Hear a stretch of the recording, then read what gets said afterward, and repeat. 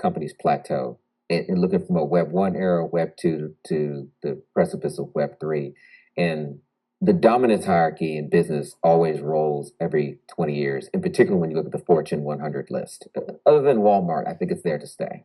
But when you start to look at powerful companies, ones who once were no longer, to see NVIDIA rise be above Microsoft and Apple is like no accident because what they power is very much the next chapter. When you see investors starting to move money out of Web 2 and they're going to all things Web 3, blockchain, immersive experiences, AI, it's pretty clear that the run is over, the bull run is over for all Web 2 type companies. And I think when you start to really align that, you can see companies who've made their money off Web 2 start to plateau with no vision for the next iteration. And they probably are going to call it a day. You could look at Yahoo, MSN, and AOL in the Web 1 era. In the Web 2 era, they're part of the supply path of an SSP. They're just for inventory. They're not darlings. No one's talking about them now building the future. You look at the movement Activision Blizzard's doing. They've gotten very aggressive with gaming research because they're trying to set the frame for what is to come. So it's always fascinating to look at what these movements are and what they're going to represent because smart money already places bets on what are going to be sort of the future winners. And money started to move, probably a year and a half ago when Wall Street started to pull funding and VCs started to say we're going this way and companies started restructuring, i.e. laying off thousands. It was really about a movement of what was to come, and you're starting to see which starting to get traction. You look at a lot of the major platforms on streaming, they all have gaming now. They all make an announcement. Gaming is part of our content slate. The same way they talk about originals and sitcoms and reality dating shows and Love Island. I mean, this is just the era we're in terms of it's starting to start to rear its head.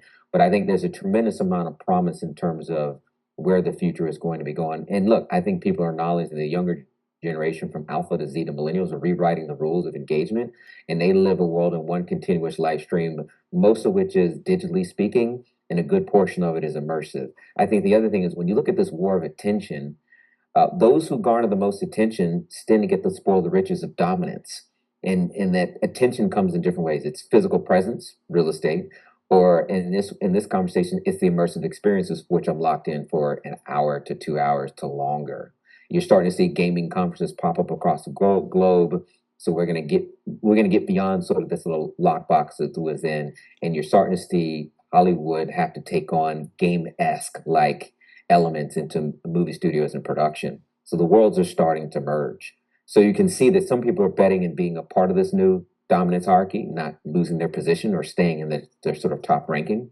And other brands that are conceded, and now you're going to have new players that come to the top. So with Decentraland, Fortnite, Roblox, Sandbox, they're like the new social networks. They're the new Instagram, Facebook, Pinterest, Snap, what have you. Some of those will make the transition, some won't, just the way MySpace didn't.